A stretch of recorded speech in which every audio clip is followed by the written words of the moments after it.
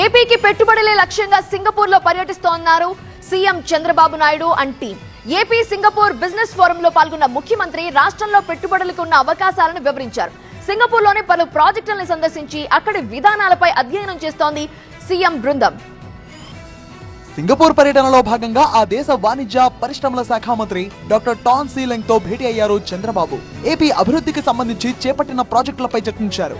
November లో విశాఖలో జరిగే భాగస్వామ్య సదస్సుకు హాజరు కావాలని టాన్ సీలింగ్ ను కోరారు. గ్రీన్ ఎనర్జీ, సబ్సీ కేబుల్ రంగంలో ఏపీతో కలిసి పనిచేసేందుకు ఆసక్తిగా ఉన్నామని చెప్పారు సింగపూర్ మంత్రి tan ceiling.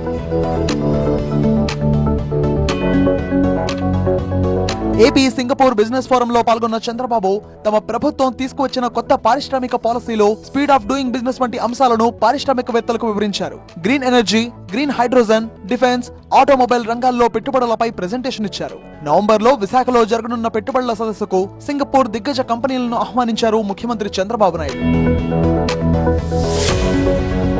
Singapore housing development board అధికారులతో ముఖ్యమంత్రి బృందం సమావేశమైంది.